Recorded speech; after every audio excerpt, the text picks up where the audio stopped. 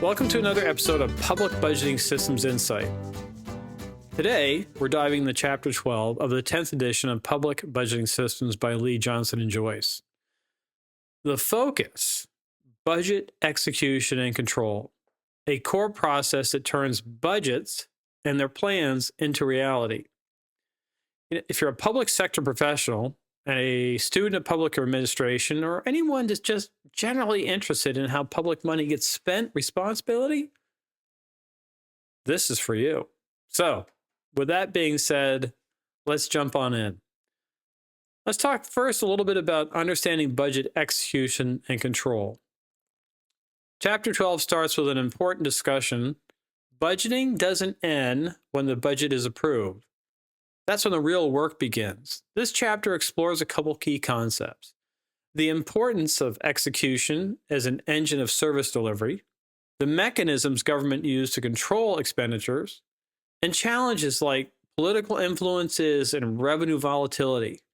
And finally, how transparency and accountability uphold public trust and performance. In short, it's about how we manage the dollars once the plan is on the paper. We're going to talk as we go through the class. We'll be spending time talking about how that plan gets to paper. But this is from the perspective of, okay, you've gone through the process and now the budget's been approved, and where do you go with it? Budget execution brings budgets to life. Budget execution is the process of implementing the approved budget. It's not just about spending. It's about managing how, when, and why we spend the money. Some of the key activities to consider as you read through the chapter: allocating funds to agencies and departments based on authorized appropriation, monitoring expenditures to ensure alignment with allocations, and making adjustments as conditions change, whether due to revenue shortfalls or evolving policy priorities. And if you just look around you on the day-to-day, you can see where policy has tremendous impact on where funds are being spent, how they're being spent, and the impact it has. Execution is dynamic. Leaders must remain agile, transparent, and disciplined. Think about that. Agile, transparent, and disciplined.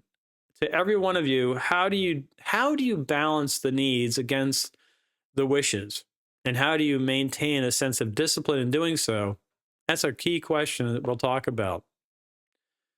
So there are expenditure control mechanisms. So let's break them down. These are some of the tools of the trade when we talk about expenditure control. There are two types. Pre-audit controls. These are proactive. They verify funds availability before any obligation is made. Think of it as a double check before swiping the government card. Then there's the post-audit controls.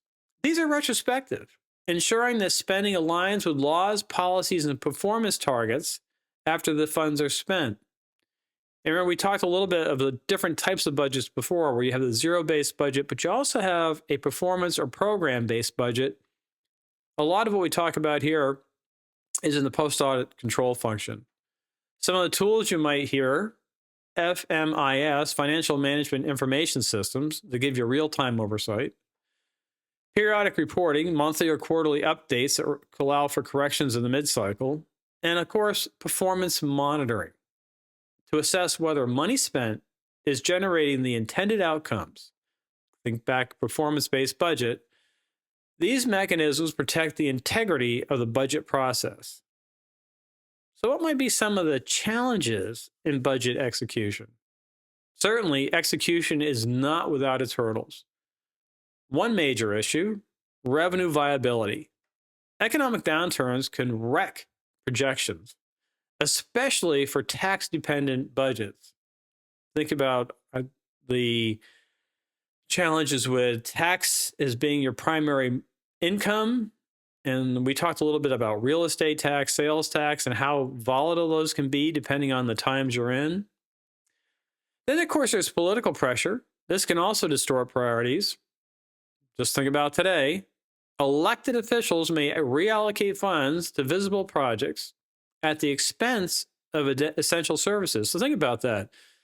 Reallocate funds to visible projects at the expense of essential service. Can you think of a time where money has been reallocated within your budget cycle for something that is more, well, they say visible, but I would also say more trendy at the time, and money has been taken away from other services to accommodate that? Something to consider as you look at budget process. And let's not forget about implementation delays. The bureaucratic process, procurement issues, or poor planning can stall the progress and diminish public confidence.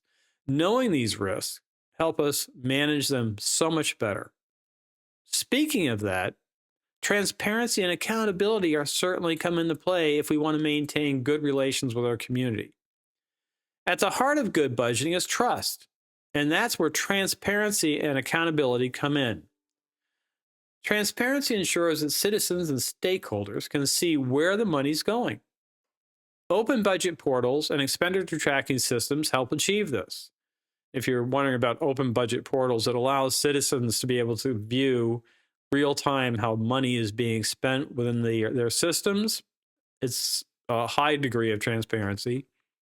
Accountability means that those who manage funds are answerable to their decision. This comes through regular audits and the work of independent oversight bodies. Together, these principles form the backbone of a democratic financial management process or system. So to give you a sort of a really high-level quick example, let's look at two examples of good and bad. So a success story, some jurisdictions have improved disaster response through timely fund allocation and streamlined the procurement process.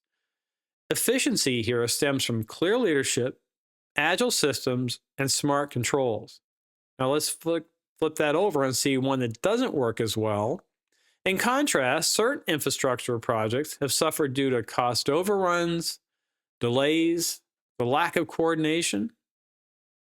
The lesson: good budgeting on paper doesn't guarantee good results without strong execution. Both examples drive home the importance of structure and adaptability. So some strategies you might consider for effective budget control? Well, works? Well, clearly strong leadership and clear policy. Technology that supports real-time financial oversight. And when I talk about that technology and oversight, it means that you can manage and monitor what's going on. When they talk about real time, how important that is to see where you are. Oftentimes think about the budget being the plan and how well are you executing the plan and where do you need to make adjustments. Training for budget managers to build internal capacity, and crucially, stakeholder engagement to ensure priorities reflect community needs, that implementation gets public buy-in.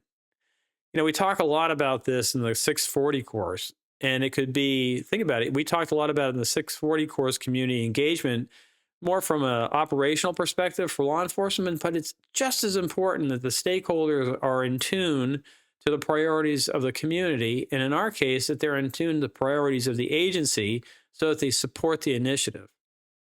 The message is clear, and good execution isn't just technical, but it's also cultural and rational in its performance. So how does this play with integration into other budget processes? Well, execution doesn't live in a vacuum.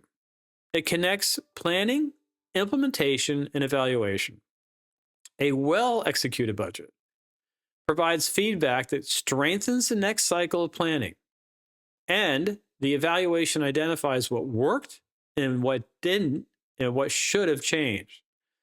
This continuous loop helps build smarter, more adaptive budgeting systems. In other words, it's a constant after-action report. It's a review every time. How do we improve? Lessons learned, and how do we improve? So final thoughts on this. Some of the key takeaways from this chapter. Execution and control are where financial discipline becomes real. Transparency and accountability aren't optional. They're absolutely essential to public trust. And continuous improvement, supported by technology and collaboration, is the future of responsible budgeting. So whether you're managing a city, overseeing a department, or just learning the ropes. Remember that budgeting doesn't stop at approval, it starts there.